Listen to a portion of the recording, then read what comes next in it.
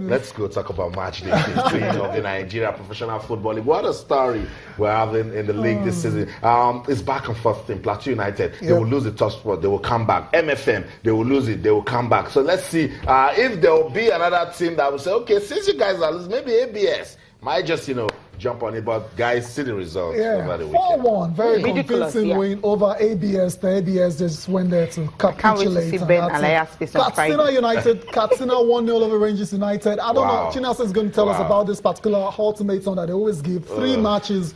And, he has lost the first one, 2 to go. What does that mean? When you're given a 3-match ultimatum, does it not mean you have to win all 3, or do you have to win 1 of 3 or 2 of 3? How does it even work? Because he's lost the first one already.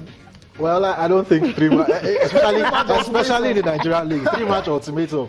The away games, how far? Because it's not easy to go away and win in the Nigerian Premier League. So maybe the 3-match ultimatum will involve maybe getting at least 5 points if you're going to play 2 away from home. Or, when they gave Stanley Guma 3-match ultimatum, the first game came to Lagos to Ikorodu 3-1. And then that's how to start. You can go to Katsina and lose 1-0. I understand how difficult it can be, but then let's get through the other results. Eimba 1-0, very slim one over Rivers United. Rivers United are in trouble as well. Remo Stars 2-1 over Wiki Torres. Gombe United defeated MFM FC by a lone goal. Aqua United and FC Ifeanyi played a 1-1 draw there. Good away point for Ifeanyi. At least I think they heard us. We talked about them, very poor travelers, but right now they had to go there and get 1 point. Shooting Stars lost away against Nasarawa United. Niger Tornadoes 2-1 over Sunshine Stars, and El Kanemi 1-0 over Lobby Stars. El Kanemi, how many? They don't know how to win. How many wins in a row now? They don't know how to lose at home. Incredible stuff. It's all about Rangers. How is the table looking like? Rivers United. Rangers at the bottom, Rivers 19. Now, if you take a look at the table, it's very funny because you have the number 1 and number 2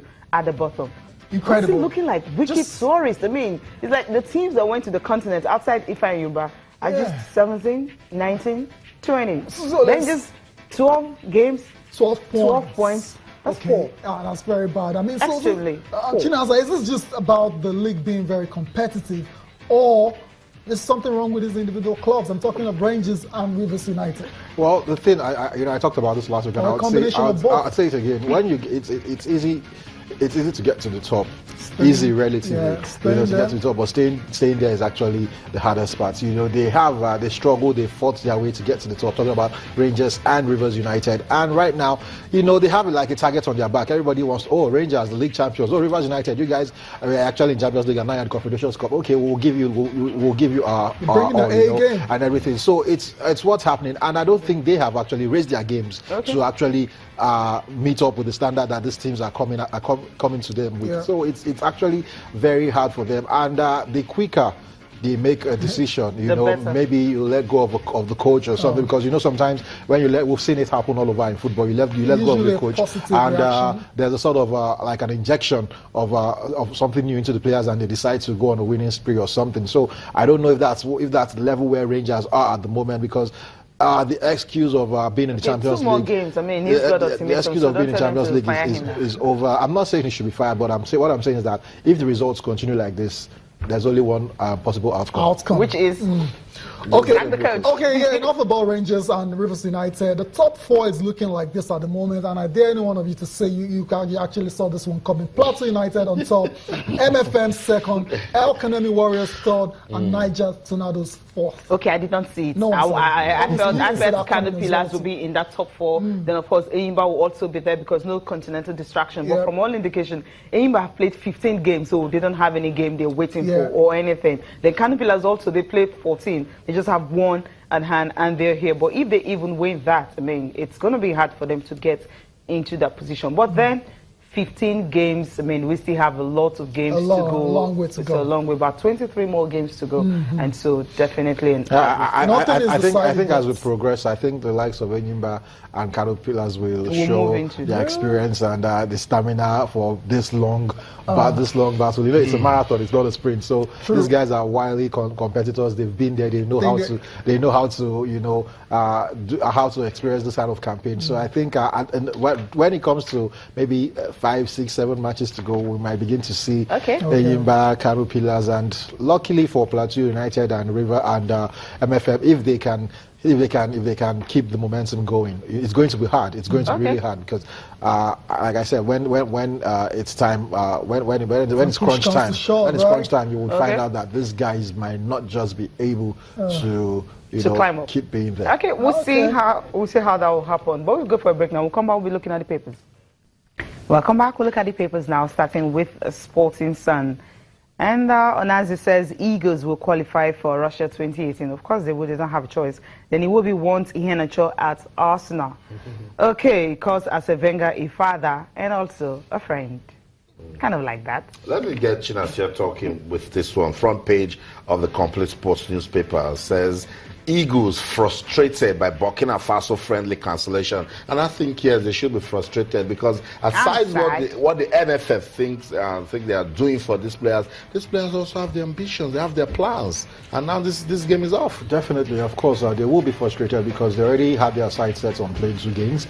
They prosecuted one and they couldn't get to play the other one, and I think in this particular case in point, the Burkinabes should be held liable because you don't tell me you've been preparing for this game. It's not like the game was fixed in a 2-day notice or something, and now you're saying your players cannot get visa into England. Come on, it's marks of amateurish behaviors from the Burkinabes, and it's sad because the Super Eagles are gathered there already hoping to play 2 games, but they won't be able to do that, and they might just have to start returning to their clubs. It's been all about a blame game, Chinasia, and yes, you just mentioned the Burkina now, but remember, Nigeria invited them to come play this friendly. So it's expected that Nigeria takes care of virtually everything that is needed. Hold on, giving them the agents. Giving them Jesus. No, match agents is supposed to ensure, you won't give them visa, but ensure that the game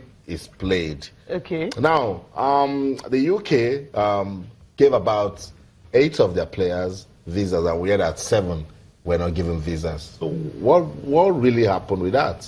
That's the part I don't understand. Because they did not give them simple. The other ones don't have. Why isn't it a team? No. The thing is, what happened was that those players are actually European citizens, so it was easier for them to get into Europe and all that. But the ones that are playing at home and also in other African countries where they want to couldn't get the they said in Ouagadougou, the Burkina Faso state capital, they don't have the British embassy, so they have it in Ghana and also in Morocco. They went to Ghana. The Ghanaians said, okay, they can go to Morocco since they had their last game there. So the Moroccan, authorities and all that, they can, help them with the visas and all that. But that didn't happen. And the Moroccan FAN said, okay, they should bring the game to Morocco and so they can play the game in Morocco. But then NFF and the match agent wouldn't want that because what they said, they're playing the game in London. I don't think the match agent has an issue.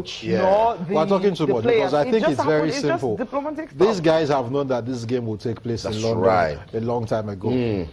So all these things should have been sorted. You don't tell me, you don't start doing this last minute. That's why the match agent has a lot of maybe they've been on it. It just happened that we know what happened in Nigeria when you apply for visa and all that. It takes a long time, for it to be out. So it may not really be the match agent's fault, as Austin is saying. But I just think maybe just the issue with African countries and not being able to procure visas and all that. I think these are footballers, so you can have. They can apply for this 1 week and they get it because first of all, they're footballers, so they're not just anybody. I'm not sure of one country there's a way they can actually do there's a particular country that went for the Commonwealth Games and about 18 of them. Let's do one more paper before we leave the studio now. Sporting Life is the next paper for review, and this is very Cristiano Ronaldo scores 70th goal for Portugal. Is there any doubt that he's the greatest Portuguese player of all time? Because there are a few people that still say Eusebio. I don't know. Yes, Eusebio will always be great. I said greatest. Yeah. There's an argument there. Yeah, there's an argument for Cristiano Ronaldo. 70 goals, top scorer. He's won the World Player of the Year 4 times. So he's won the Euros. So I think there's an argument. Figo didn't win that. Eusebio didn't win that. So what are we talking about? So there's a strong argument. Okay, why can't you say he's the greatest? Thank you. He's not the greatest. Eusebio, he's still standing. a big position. Thank you so much. I saw the clips. Thank you so much for coming on the program. I'm Cecilia Amogbe. Enjoy the rest of your day. I'm Tayo Salam. I remember to keep talking to us on Twitter channels, _sports, Facebook channels, I think sports. I must know Konakman in everything you do. Remember to keep talking sports. Bye for now.